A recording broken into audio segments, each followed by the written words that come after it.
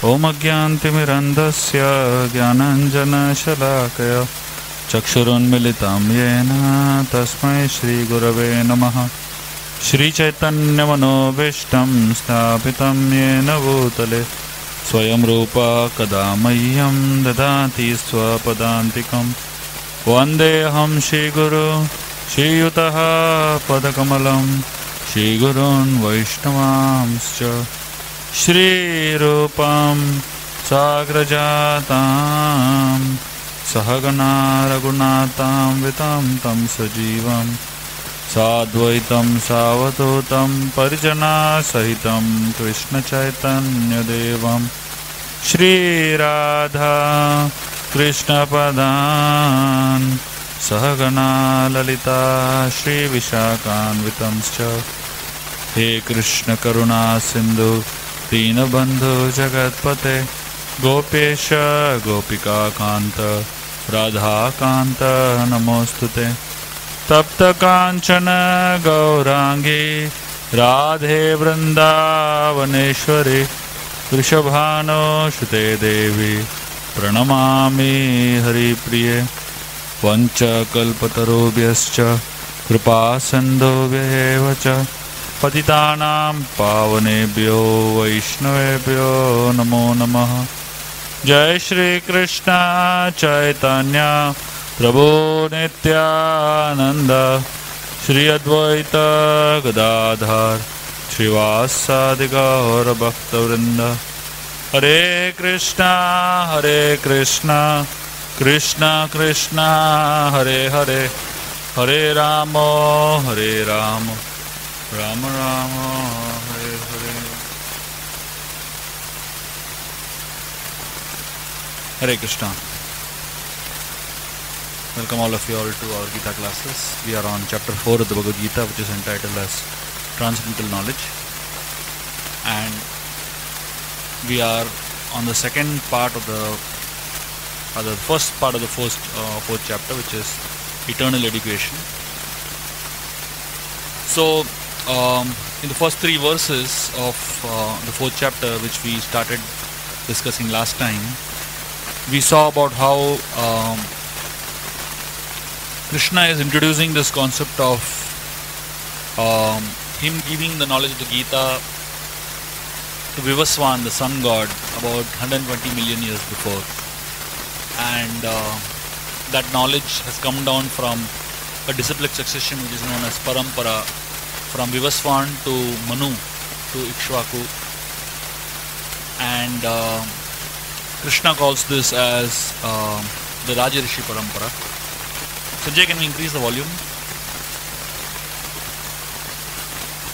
So today, after Arjuna asks these, Krishna is telling this concept to Arjuna. Now, which is the 4th verse of this chapter, Arjuna is going to ask a question.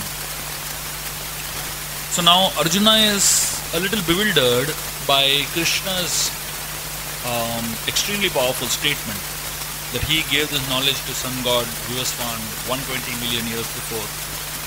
So Arjuna is completely confused, and in his confusion he asks this question, which is a very logical question. Arjuna uvacha aparam bhavato janma param janma vivasvataha katam etat vijaniyam tom adhau proktavan iti. Arjuna said, the sun god Vivaswan is senior by birth to you. How am I to understand that in the beginning you instructed this science to him? So Arjuna is confused, and in his confusion he is asking Krishna, how is it possible that you told this Gita to Vivaswan 120 million years before, when he and Krishna are of the same age?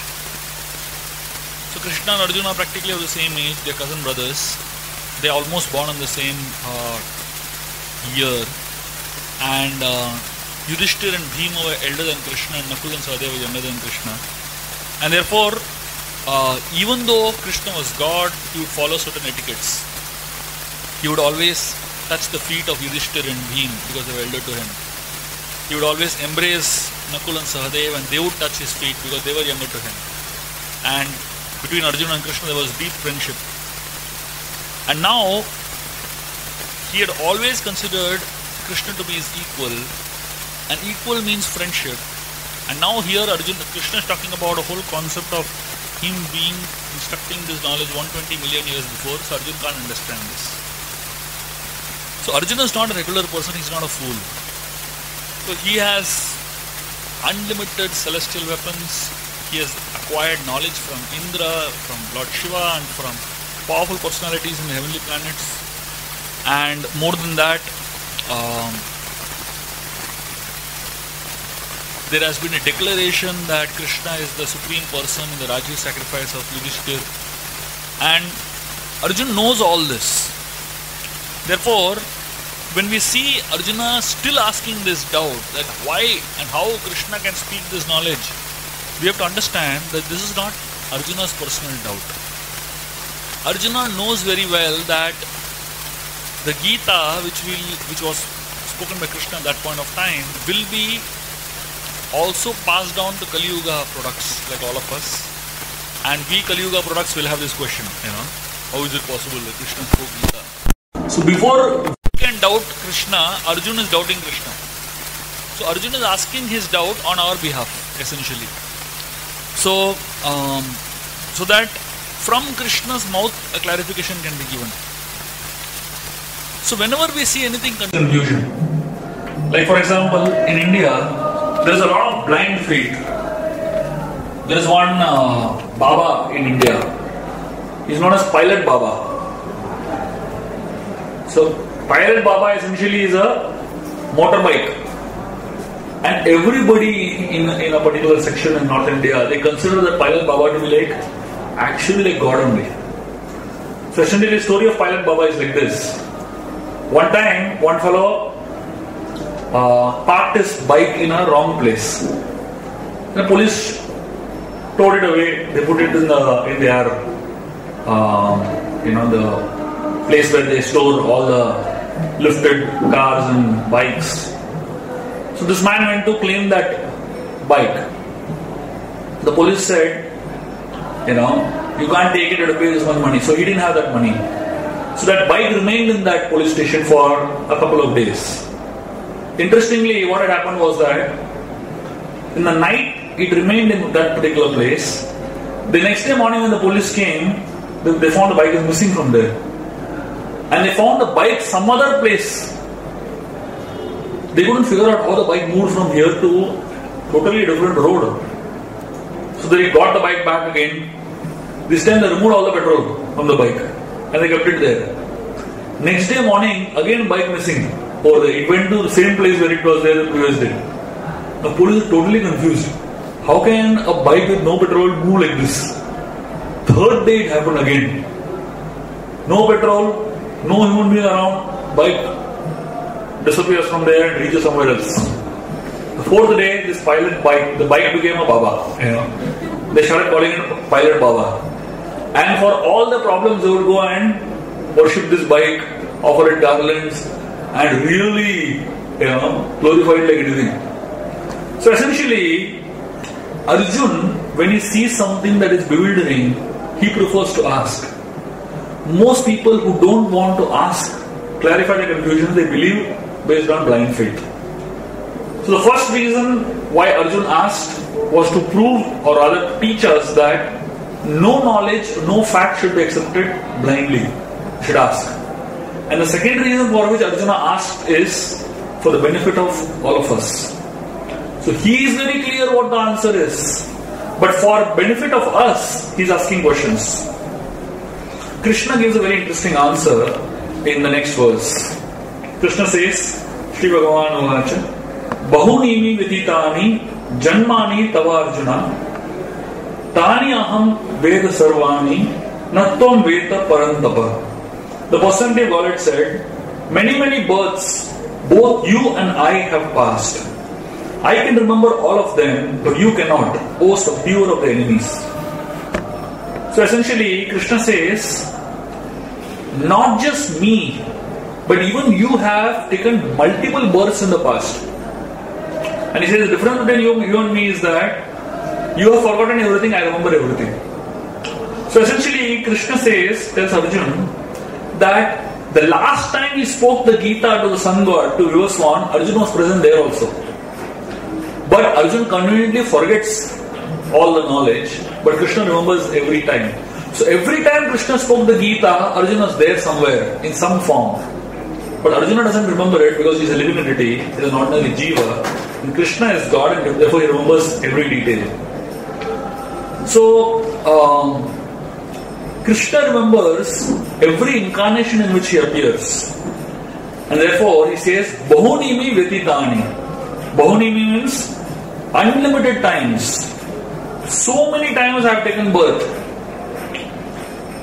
And though I have taken so many births, I remember every birth. We also have taken many births in the past. It's not that we are born for the first time. We also have taken multiple births, but we tend to forget.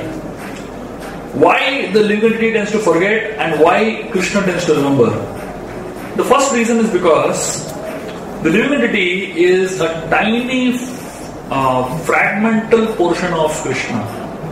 Just like there may be unlimited amount of gold, and from that unlimited amount of gold, one small ring is produced. So that ring has same properties as the unlimited amount of gold, but in quantity it is very less. It's only a fraction. Similarly, the living entity is a fragmental part and parcel of Krishna. And therefore, the tendency of the living entity is to forget. Not just we forget the fact that we remember all our previous lives, but we also forget the promises that we made to God. Every time we are in the womb of the mother, we make a promise to Krishna that I'll come out and in this life I'll perfect my life. And as soon as we come out, happy birthday, all songs are sung, and then we forget our promise to Krishna and we go back to our mode of enjoying. So essentially, forgetfulness is the characteristics of the living entity and remembrance is the characteristics of God. So, good memory is not about just remembering facts and figures. Good memory is about remembering all the good things that have been done to us and being grateful about it. Unfortunately, we remember everything else except things that somebody has done for us. We conveniently forget all the things that we need to be grateful for. But Krishna is exactly opposite. Even if you do one minute thing for Krishna, and that's the only thing you ever done in your life for Krishna, Krishna will remember that and be grateful for that forever. So therefore, Krishna remembers and the living entity forgets because the living entity is a tiny fragmental part of parcel of Krishna. And the second reason why the living entity forgets is because the living entity changes bodies. Krishna's body is eternal. He never changes his body. But the living entity changes his body constantly. And the end of every life, we get a fresh body. But Krishna, his body is Satchidananda, transcendental, and therefore his body never changes. And the forgetful of the living entity, forgetfulness is due to indulgence in sense pleasures. The more one engages in sense gratification, the more one tends to forget. The Vedic scriptures talk about scientific evidence of how when we control the senses, memory is much higher. It is seen in day-to-day life also. Anybody whose senses are very much controlled, their ability to remember knowledge is very, very high. And therefore, these are three reasons why the living entity forgets. So Arjuna asked a question about how Krishna could have spoken the knowledge of the Gita to V1 millions of years before. So he asked the question so that people should be encouraged not blindly follow and blindly accept anything, and out of compassion follow living entities for other people to know what this fact is. And Krishna says that he himself and all the living entities always existed, and the reason the living entity forgets is because he is a tiny part and parcel of Krishna, and because the living entity changes bodies, and with the change of body they tend to forget the old experiences, and because the living entity indulges in sense pleasures, with sense gratification memory losses occur. The tendency of a living entity is to be insensitive to suffering. of others. But the tendency of God is to be extremely sensitive to the suffering of others. India is known for the Taj Mahal, the glory of India. But if you study the not so glorious history behind creating of the Taj Mahal, you understand that behind creating such a big structure, there is so much violence. Every person, thousands of workers were employed to make the Taj Mahal. And after the whole project was completed, every worker who was working on the project, his hands was cut off. Can you imagine what a beautiful structure? But behind the scenes of the beautiful structure, there was so much ugliness. So, beauty on an external level is about understanding the intention first. So, on one level, you want to offer something very beautiful to somebody you love. On another level, you act cruelly to other people whom you don't love. There's another story of one man. His name is Dominique Letier. So this guy, when he was a young boy, he came to India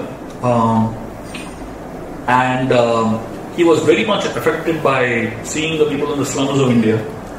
And this fellow, he actually served in the slums in Calcutta for decades. And eventually, there was a movie made out of him. He wrote a book called The City of Joy, which eventually became a movie. And this man, every penny that he earned from the movie, every penny that he earned from his books, he gave it to the slums of Calcutta to serve the poor people there. So essentially, we find that there are two types of living entities in this world. The one type is those personalities who create beauty, but within that creation of beauty, there is a lot of selfishness and there is a lot of insensitivity. The other type of living entities is that they may not create something wonderful, but whatever they have in their lives, they want to give it for others and they empathize with others' feelings. So here, at this point of time, Krishna is going to introduce a very new concept in the Gita, which is the concept of avatar, incarnation. So from verse number 6 to 9, there is a discussion on what an avatar is, or who an avatar is. And all these verses put together give us a very clear-cut understanding of whom to accept as an avatar and whom not accept as an avatar. Verse number 6, Krishna says, Ajopisan avyayatma bhutanam ishwaropisan prakritim swam adhishtaya sambhavami atmamaya. Although I am unborn and my transcendental body never deteriorates, and although I am the Lord of all the living entities, I still appear in every millennium in my original transcendental form. So essentially, the concept of avatar explains why Krishna remembers everything and why we forget everything. So if you don't understand this concept of what an avatar is, what an incarnation is, we will never be able to figure out how Krishna can remember and how Arjuna cannot. Avatar means one who descends from a higher realm to a lower realm. A plane which is coming down from the sky to a lower realm, it cannot be considered an avatar. Because we forcibly put the plane in the sky. And when we get it down, it doesn't mean that avatar is descending. So someone who is naturally up and decides to come down, that is an avatar. Such a person is considered an avatar. So Krishna resides in Golok Vrindavan. And when he comes down to this world, that coming down is known as avatar. The etymological meaning of the word avatar, it comes from two words. Ava means to come down or to descend. And tar means to take you across. So avatar means the one who comes down to take you across the ocean of birth and death. That is the role of the avatar. The avatar comes down to help people who are suffering, essentially. And therefore, the personality who comes down from the higher realm to a lower realm and helps us cross the cycle of birth and death is known as avatar. So how does an avatar come? In this verse, which is verse number 6, we just read, Krishna is saying, although I am unborn and my transcendental body never deteriorates, And although I am the Lord of all the living entities, I still appear in every millennium in my own transcendental body. So first thing is that the avatar comes, he says, Atma Maya. That means we can never claim that we are an avatar, because the first condition for an avatar is that he comes by his own sweet will. That means the avatar is not forced to come down. All of us are forced to come down in this material world because we have committed some crime. So in a jail, there is a jailer and a criminal. Both of them are in the jail. The criminal is in jail forcibly and the jailer is in the jail voluntarily. That is the difference between the two. So material world is like a jail. And all of us are in the material world, the living entity, the jiva is in the material world. We are forced to come down in the material world. And Krishna's coming is like the jailer's coming. He is not forced to come down, he chooses to come down. And therefore, the jailer many times comes down to help the criminal. So he is not part of the jail, he is not supposed to be in the jail. In US there was a very famous criminal who was in jail. And his father, he wrote to him. And the father wrote to him that they have a potato garden. And the father was old. And this criminal, his name was Booba. He was only son. And the father didn't have any help to, till the potato farm. So he wrote to him saying that, now you are in jail, who's going to help me? So this fellow, this Booba, criminal, he wrote a letter to his father. And the letter said, don't till the potato farm, don't till the land because I have buried all the dead bodies there only. The next day, a whole truckload of policemen came and started digging the whole plot, and they didn't find anything. And this Booba, he wrote to his father, this is the best I could do for you from jail. He arranged for the police to dig the plot. So, Krishna's coming into the material world is like a jailer coming into prison. But for us, when we come into the material world, we are forced. So we cannot act by our independent will because we are in jail. And therefore, Atma Maya means the avatar descends by his own sweet will. So he appears when he wants to. The sun appears when it wants to. You cannot force the sun to appear. Like there was one young boy, hippie, in the 60s, late 60s, when Srila Prabhupada was preaching in the Western world. This fellow, under the influence of some drug, he had the illusion that he is God. So one day he decided to show the world that he is God. And how he decided to show the world? He went on top of a mountain in the middle of the night and he decided to make the sun rise. So he was completely convinced that I will make the sun rise now. And in the middle of the night he went and he started trying his best to make the sun rise. The sun was just not rising. And he chose a particular time to make the sun rise. He knew after a few hours the sun is anyway going to rise. So he went like a few hours earlier than that. And just when the sunrise time actually happened, huge number of clouds came and the sun didn't rise only that day properly. This guy got so disappointed, And then somehow the same day he came to attend Prabhupada's class. And Prabhupada, he didn't know about the whole story of this fellow. Prabhupada was giving a general talk. And he was saying that no human being can make the sun rise, even if it tries his best. And this guy was sitting in the class, he was completely bewildered. He said, how did Prabhupada come to know that I tried today morning only to make the sun rise? So essentially, the sun, it is not born and it does not die. And the sun comes of its own accord. It appears. You can't make the sun rise and you can't make the sun set. So our coming is called birth. And the sun, when it comes, it is called appearance. The sun is not born, it appears. It's always there. Similarly, Krishna is not born. He's always there. He just appears in a particular place. Therefore, whenever incarnations of the Lord, the great personalities, birthdays are celebrated, it's called appearance days. And when they go away, it's called disappearance days. It's not called birthday and death day. Because there is no birth and there is no death for great personalities. And therefore, the word Jayanti is often used for mortal people. But actually it can be used for Krishna and his avatars. Because everybody else is forced to come. The second thing is that we cannot choose our parents. We cannot decide which parents we want to be born with. Because we are not Atma Maya. Krishna chooses his parents. He chose Vasudeva and Devaki as his parents. Previous to that, he chose Kashyapa and Diti as his parents. And Aditi as his parents. Previous to that, he chose Prishni and Sutapa as his parents. So essentially, Krishna chooses his parents. We cannot choose our parents. We are forced to be born in a certain family. We cannot choose the place of our birth. Krishna chooses the place of his birth. He chooses to be born in a prison house.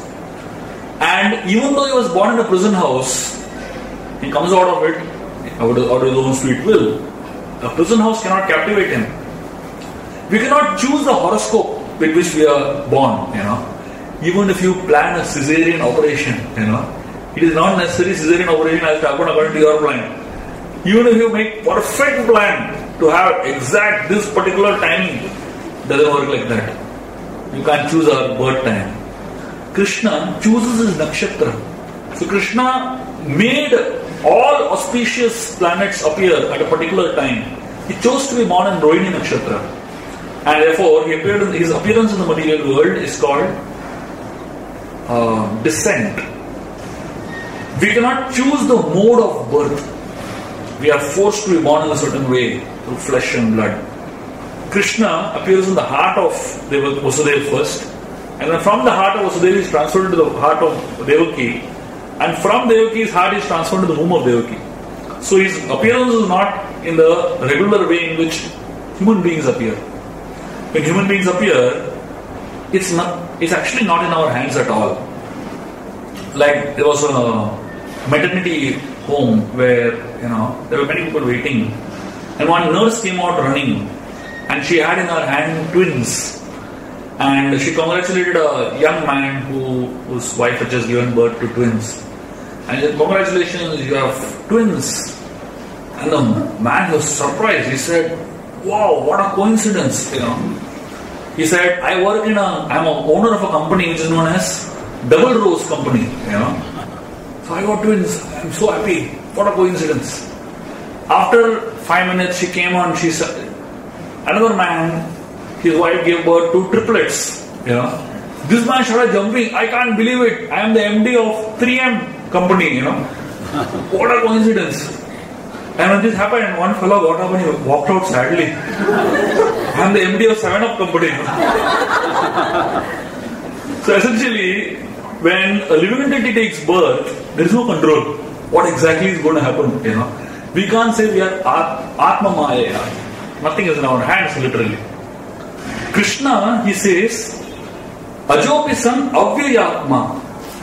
So the word Avyayatma, if you read the translation here, Avyaya means without deterioration. Avyayatma means the Krishna's body is not a material body. It's a spiritual body which does not deteriorate. When Krishna was born, he was born with 4 hands. When he was born with a dhoti, wearing a yellow dhoti. He was born with hair on his head. So essentially, Avyayatma means the body that does not perish with time. The body that does not deteriorate with time. So when Krishna opened his mouth and showed Mother Yashoda his mouth, inside his mouth all the universes were present. So Krishna's body is a spiritual body, it is a source of everything. In fact, when Krishna was in Kurukshetra, he was 125 years old. But he always looked like he was 16 years old. So his body never deteriorated beyond 16. eternally he is 16 only. And therefore, in today's world, there is a concept of sweet 16, But that concept of sweet 16 is only for 1 year.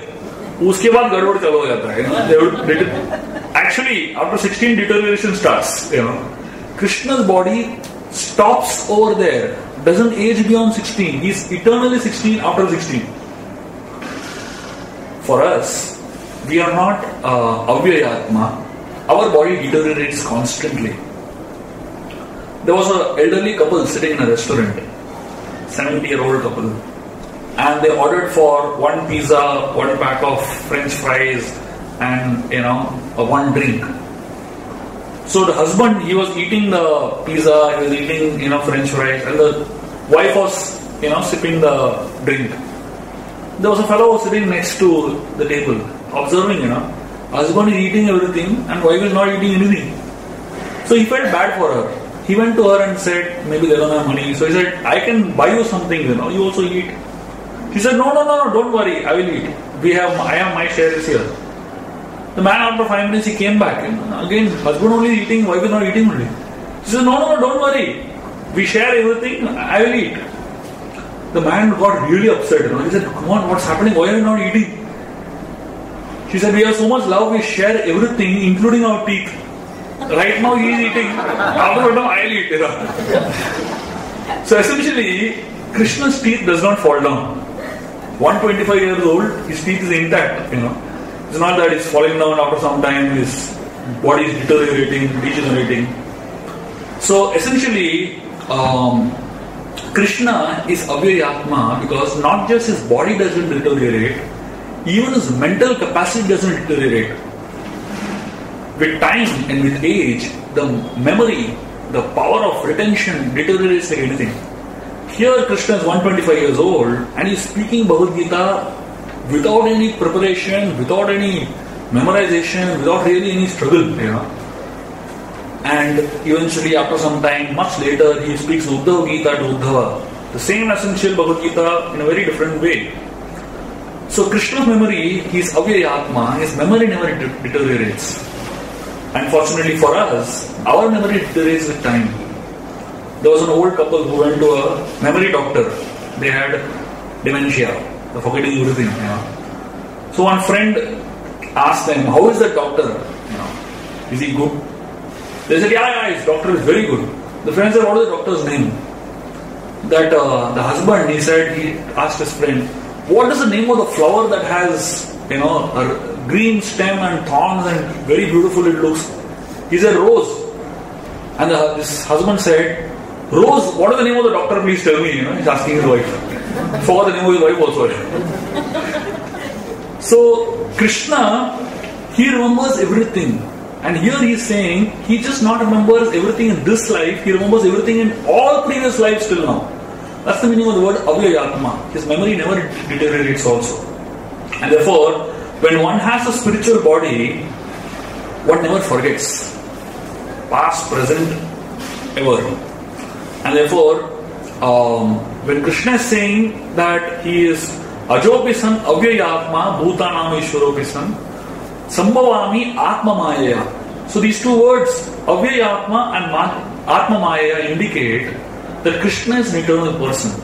He doesn't have a material body like all of us. And therefore, when Krishna leaves from this world, we hear about this hunter shooting, and Krishna dying with one arrow being shot. The question now is that, how can Krishna die if his body is Atma Maya? How can Krishna die if he is Avyayatma? Essentially, the whole idea is that when he leaves this body, he arranges things in such a way that those who are faithless, they have another reason to doubt Krishna.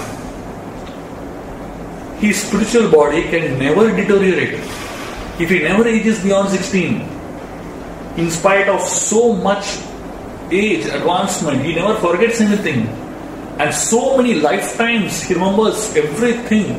When he's having a spiritual body, he doesn't take birth, he appears. Then how is it possible that one hunter can kill him? And forget speaking about Krishna, but even devotees of Krishna, like Tukaram Maharaj, when they left this world, they didn't even leave their body. They went in the same body to the spiritual world. And Dhruva Maharaj, when Dhruva, he completed his lifespan, he actually went to the Vaikuntha planes came to take him to the spiritual world. He climbed on the head of death to climb on the Vaikuntha plane. So the devotees of Krishna don't die, don't necessarily have a elimination of the material body. What about Krishna? And therefore, these indicators indicate that the concept of Jara shooting the lotus feet of Krishna is just a reason for the world to lose faith in the Lord. But in a sense, an avatar is Atma Maya and Avyayatma, which means that he descends to this world and he has all these qualities. The question now is that if he comes to this world, why does he come? That Krishna answers in the next verse, which is the famous verse of the Gita. Yada yada hi dharmasya glanir bhavati bharata abhyuktanam dharmasya tadatmanam srijamyaham. He says, whenever and wherever there is a decline in religious practice, O descendant of Bharata, and predominant rise of irreligion, at that time I descend myself. So essentially, the word dharma glani, yada yada hi dharmasya glanir bhavati bharata. The word glani indicates decline. So essentially, whenever there is a decline in religion, then Krishna appears himself. In today's world, if you just look around, you'll find a lot of dharma glani. And unfortunately, dharma glani essentially means that people don't know what real religion is. And people misconstrue their own idea of what religion is. Many years back, in Chicago, on a bridge, there was a footbridge, and lots of Christians, they got together and they started worshipping Mother Mary on the footbridge with candles, flowers, because one person just saw that a form of Mother Mary appeared on the wall, just on its own, and people were fascinated. Form of Mother Mary on a wall on a bridge.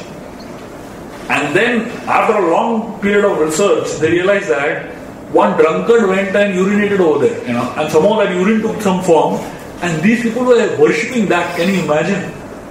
Dharma glani at its peak, In India also there is enough of such dharma glani. In one house, there is one family, they made a chapati. And while roasting the chapati took the form of Krishna. And they worship the chapati. Krishna aa gaya hamare ghar mein, And they have a chapati on the altar. Actually worshipping it full-fledged, So how dharma glani appears is incredible. So many ways, dharma is just on a decline. Virtues like truth, kindness, compassion, hospitality, humility, all on a decline. And whenever there is, and more than that, when the worship of God is materially motivated, that's called as dharma glani. So Krishna appears, yada yada dharmasya tada glanir bhavati bharata. And then in the next verse, continues saying, Paritranaya sadhunam vinashaya chadushkutam dharma samstapanataya sambhavami yuge yuge. To deliver the pious and to annihilate the miscreants, as well as to re-establish the principles of religion, I myself appear millennium after millennium. So the first reason the Lord comes into this world is to destroy the miscreants. Vinashaya chadushkrutam. And the second reason is Paritranaya sadhunam, to protect the devotees. And then Dharma samstapanataya, sambhavami yuge yuge. So there is this concept known as entropy in science. Entropy means that anything which is on top tends to come down.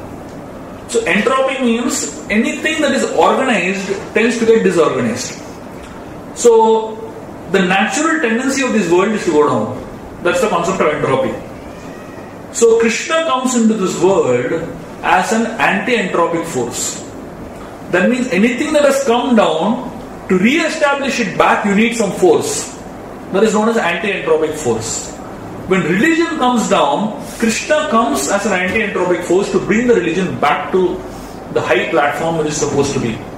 And therefore, to push it back, Krishna comes himself. all the resolutions that we make in this world come down. New Year, Jan 1st, everybody is enthusiastic about resolutions. February, everybody has forgotten what resolution they made, So all resolutions come down. Resolutions, resolutions, no solutions. So someone has to come to push us up, inspire us to grow. And that anti-entropic force is Krishna. So the power of time is to pull us down. And the force that pulls us up, whether we follow the process of chanting, whether the force in the form of association of the devotees, whether the force in the form of guidance, form of prayers, which offers us the strength to resist the negative forces which take us down, that is Krishna. And that is what is known as Dharma Samsthapanarthaya. Therefore, Krishna comes for three purposes: to destroy the miscreants, Vinashaya Dushkrutam, to protect the saintly people, Paritranaya Sadhunam, and to re-establish Dharma Samsthapanarthaya. But at the same time, the question is always, if this is the purpose for which Krishna has to come, or if this is the purpose for which Krishna comes, why does he have to come personally? He can do these things through his associates. He can do these things through his energies. He can do these things, by his potencies. Why does he have to himself come? He has done that in the past also. He has sent Jesus Christ, he has sent Prophet Muhammad, he has sent so many great divine personalities to re-establish Dharma. But why certain times Krishna himself comes? Therefore, these three reasons that Krishna gives are known as secondary reasons for which he comes. There is a primary reason for which he comes, which is much higher than the secondary reasons. One time, Akbar and Birbal, they were having a discussion. And Akbar, he asked the same question to Birbal, that why does Krishna have to personally come down to this world? Why can't he just send some representative of his? So one day they were on a river and they were on a boat. Birbal, he made a statue of Akbar's son. And the statue looked exactly like Akbar. And that statue was sitting in a corner of the boat. And suddenly, when Akbar was noticing it, so Birbal and Akbar were on one boat and his son was on another boat a little far away. And just when Akbar was in a distance, he could see that boatman toppled the boat and the son fell into the river. Akbar started panicking. Nobody was there to save.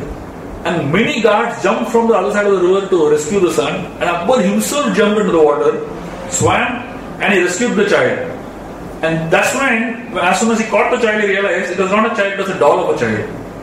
And Akbar got extremely annoyed and angry. And he asked Birbal, why did you do this to me? And then Birbal told him that you had so many guards, so many people ready to help you. Why did you jump yourself? Akbar said, naturally, my son is drowning. How can I stand over there doing nothing? I had to come down. Birbal said, this is exactly why Krishna comes down personally. The actual reason why Krishna comes down personally is because he loves his children. So when Krishna sees some child of his, some devotee of his who has a lot of love and affection for him, that devotee calling him, that devotee in need, Krishna actually is inspired to come down himself. He doesn't think 100 times. So the main reason or the fourth reason for which Krishna actually comes into this world is to exchange love with his devotees. And because the devotees love him, and because Krishna wants to reciprocate the love of his devotees, Krishna himself comes. This material world is like a parched desert, and Krishna consciousness is like an oasis in the desert. And people are dying out of thirst. People are dying out of hunger. People are dying out of desperation for some spiritual nourishment. And when they come across Krishna consciousness, they find a big sigh of relief. The last 4 days I have been in Goa. and Goa is the hub of the material world. And we had some really interesting experiences over there, As soon as you enter Goa, the first thing that you see is boards advertising liquor. Before you see the beaches, you see these boards. Casinos, liquor, gambling, that's what you see. So people go into Goa for fun, for experiencing joy in life. But interestingly, we had organized a very big event in Goa called Mahajagruti, and His Holiness Radhanath Swami Maharaj had come there. We had massive campaign, massive advertising, and it was a 2-day event, and each day about 5,000 people had come. Probably this is the people in the stadium which we organized. It was a huge stadium, and people in the stadium, they told us that this is the second biggest and the most successful event in Goa. The first most successful event was International Film Festival. After that, this is the best event, the stadium people are telling. Because Sri Ravi Shankar had come and done a program, about 1,000 people came. And then Murari Babu had come and done a program, about 1,500 people came. And then when we did this program, 5,000 people each day. And the second day, so both the days we had Radhanath Swami Maharaj giving a talk and made a drama. And the second day, after the talk was over, Maharaj led a kirtan. And, just before Maharaj started the kirtan, I passed a message to him saying that, Maharaj, please don't ask people to stand up and dance. All new people, So I don't know how they will feel. Maharaj didn't listen to what I said. He announced, we're going to have a dancing kirtan. He made everyone stand up, and he asked one devotee to demonstrate how to dance, You will not believe it. 5,000 people were dancing like mad. I couldn't believe what's happening, because I was so apprehensive of dancing kirtan, karna chahiye ki nahi karna chahiye. That whole stadium got completely transformed. This is actually the spiritual world. And I was thinking, this is exactly how the material world is. Like a big parched desert. People are dying for powerful spiritual experience. People are dying for experiencing something very, very positive. And in that event, when I saw people going out, you can't believe the kind of smile and you can't believe the kind of happiness they were experiencing when they were leaving the auditorium. And I was thinking, this is the reason that Krishna descends into the material world. To give an experience of actual love reciprocation with his devotees. Because people in this world are hankering for something higher. People in this world are hankering for that deep loving exchange with the Supreme Lord. And no matter how much we try for that in the material world, we just don't get it. And therefore, when we come to Krishna, and when we experience Krishna's love and grace, that's when this material world, while in the material world, we can experience Susukam Kartum Avyayam. This place becomes, by practicing Krishna consciousness, it's a joyful experience. So the main reason why Krishna comes into this world is to experience loving exchange with his devotees. So the question now is, how do you detect an avatar? Anybody can say I am an avatar. Anybody can, and nowadays people are claiming themselves to be avatars all the time. So there are many ways in which you can detect an avatar.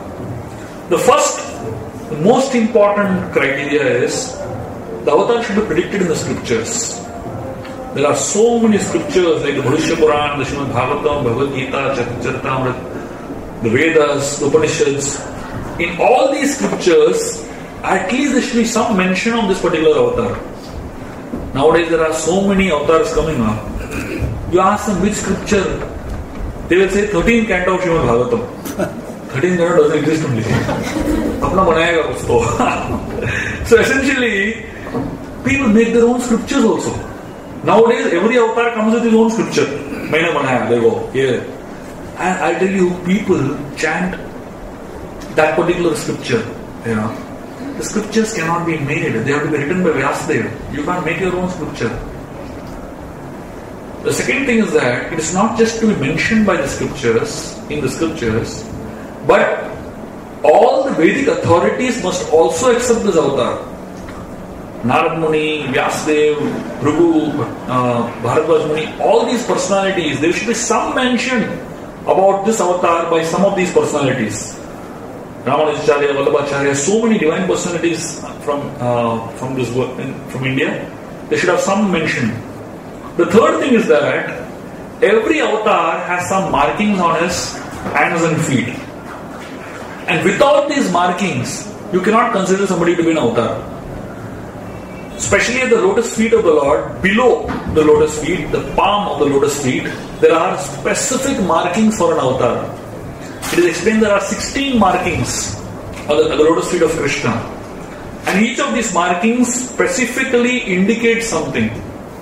There is a crescent moon, there is the umbrella, there is a fish, there is a chakra. Like that, there are many signs on the lotus feet of the Lord. If somebody says I'm an avatar, tell him remove your shoes and show your legs. If something should be there on the leg, if nothing is there, you tell him, no, go your way, you cannot be an avatar. So there has to be some of these symbols which indicate that is an avatar. And the fourth thing is that the avatar has to perform superhuman activities which are non-imitable by normal human mortals. We find so many leelas of the Lord, the Govardhan Leela, and so many pastimes, killing of Trinavarta, Bakasur, marrying 16,108 women, having 16,108 forms in Dwarka, having his own 16,108 palaces, and more than that, Krishna showing the universal form. Somebody claims to be an avatar, he will show the universal form, the Virat Roop. And finally, there is a pathological test for an avatar. When Rishabdev, one of the incarnations of the Lord, he appeared in this world, when he would pass excreta, 80 square miles would be fragrant from that excreta of Rishabdev. Can you imagine one incarnation? If somebody says I'm avatar, send him to a pathological test, and see what is the smell that comes out. If it is disgusting, then you know it cannot be avatar. So essentially, the avatar means the Lord descends into the material world from a higher realm to help the suffering living entities. The difference between an avatar and the jiva, the living entity, is that the avatar comes by his own sweet will and the living entity is forced to come down. And the purpose of the avatar is first to destroy the miscreants, vinashaya duskritam, and then second is to protect the devotees, paritranaya sadhuna, and then to establish dharma samsthapanarthaya. And more than that, the most important reason, which is the hidden reason, is to establish loving reciprocation of the devotees. And the four criteria to detect an avatar are: first, an avatar is written in the scriptures, there are authorities that talk about the avatar, there are marks on the body of an avatar, there are so many activities that an avatar does which are superhuman activities, and the avatar has to exhibit the universal form. And finally, I spoke about the pathological test of an avatar. So there are many types of avatars in this world. The first type of avatar is known as Leela avatar. That means this particular types of incarnations, they come to perform pastimes. And we have seen so many Leela avatars: Krishna, Ram, Parashuram, Narasimha, Vamana, so on and so forth. The second type of avatars, we find that from Krishna appears Balaram, from Balaram appears Chaturvyuha, Sankarshan, Pradyumna, Aniruddha and Vasudev. From the Chaturvyuha appears Narayan, and from Narayan appears the secondary Sankarshan, Pradyumna, Aniruddha and Vasudev. And from this secondary Sankarshan appears what is known as the Purusha avatars. This is the second type of avatars. So Purusha avatars are meant for creation. So the first Purusha avatar is Mahavishnu. From the body of Mahavishnu appears another personality who is known as Garbhodakashaya Vishnu. And from Garbhodakashaya Vishnu, from his navel, Lord Brahma appears and the entire creation happens. And from Garbhodakashaya Vishnu, another incarnation appears known as Shiradakashaya Vishnu, which is the Paramatma. So the Garbhodakashaya Vishnu expands into Paramatma and goes into every living entity. So every living entity has a speck of God, which is known as the Paramatma, the Super Soul. So all these three together are known as Purusha avatars. Garbhodaksha Vishnu, Mahavishnu and Shridaksha Vishnu or Paramatma. Another type of avatar is known as Guna avatar. These are Brahma, Vishnu and Mahesh. Each one is responsible for one of the modes. Brahma is responsible for the mode of passion, Shiva is the mode of ignorance, and Vishnu is the mode of goodness. So because they are in charge for the three gunas, they are known as Guna avatars. In addition to the Guna avatars, there is also another personality is known as Yuga avatar. Yuga avatar means in every yuga there is one incarnation which is the avatar for that age. In Kali Yuga, the avatar for the Yuga avatar is known as Lord Chaitanya Mahaprabhu. The specific incarnation for every yuga is known as Yuga avatar. In addition to that, there is something known as the Manvantara avatar. That means in every day of Brahma, there are 14 Manus. Brahma has 100 years and he has 100 into 365 number of days, basically. So in every day of Brahma, 14 Manus appear. These are known as Manvantara avatars. That means each Manvantara is about 306 million years. So there are 14 Manvantaras. So these are known as the Manvantara avatar. So in addition to the Manvantara avatar, there are also something known as Shaktavesh avatar. The Shaktavesh avatar are very special types of incarnations. These are living entities who are empowered. Shakti means power, energy. Avesh means empowered living entities. A human being can be empowered by God to do miraculous tasks. Such avatar is known as Shaktavesh avatar. There are so many saintly personalities who are considered to be Shaktavesh avatar of the Lord. Jesus Christ, Prophet Muhammad, so many of these, even Srila Prabhupada is considered to be Shaktavesh avatar. That means when a human being does humanly impossible tasks for establishing a higher principle, that person is known as Shaktavesh avatar. And Shaktavesh avatar can be unlimited numbers, basically. So essentially there are 6 types of avatars. The first is the Leela avatar. The role of the Leela avatar is to perform pastimes and attract our hearts. The second is known as Purusha avatar. The role of the Purusha avatar is to help in creation. This is Garbhodaksha Vishnu, Mahavishnu and Shridaksha Vishnu. Then there is Guna avatar, which is the in charge for the 3 gunas, Brahma, Vishnu and Mahesh, control the 3 modes of material nature. Then there is the Yuga avatar. For every age there is a particular avatar which is the Yuga avatar of that particular yuga. And then there is Manvantara avatar, which there are multiple Manvantara avatars. As I said, in every day of Brahma there are 14 Manus and each of them is known as Manvantara avatar.